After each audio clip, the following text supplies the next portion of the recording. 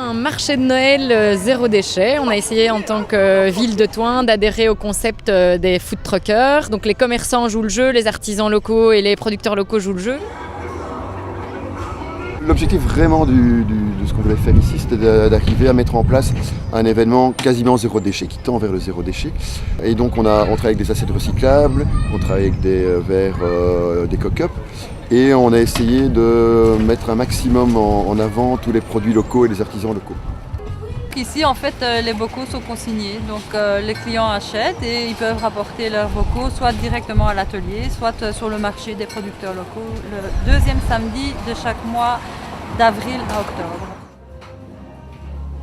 Avec la ville de Thoin, on avait vraiment envie de marquer le coup aussi et de se dire nous aussi on veut mobiliser les citoyens autour du zéro déchet et proposer des ateliers de sensibilisation. On a un atelier donc de fabrication de décoration de Noël pour les enfants qui est encadré par 2 institutrices de l'entité. On a des ateliers de fabrication de produits d'entretien et des cosmétiques, donc elles font des démonstrations de soins du corps avec du marc de café, du miel, de l'avoine et des choses très naturelles.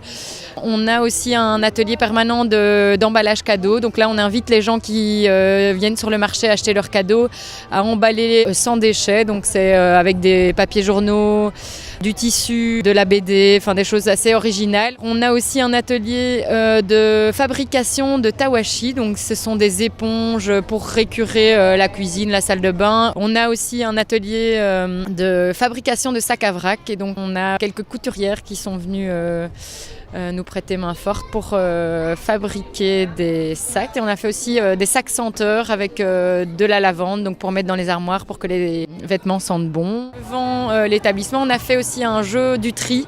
Donc là, il fallait viser en fonction du déchet choisi la bonne poubelle et tirer dans la cible, ainsi qu'un atelier d'objets jetables versus objets réutilisables. Et donc là, il fallait trouver le bon objet qui correspond pour voir quelle est l'alternative aux jetables à l'heure d'aujourd'hui. À base de chutes de palettes, on a passé quelques heures pour fabriquer une petite dizaine de sapins de Noël que les gens ont pu reprendre chez eux pour décorer leur maison, avoir un sapin un peu alternatif mais 100% récup avec des palettes qu'on a récupérées ici et là.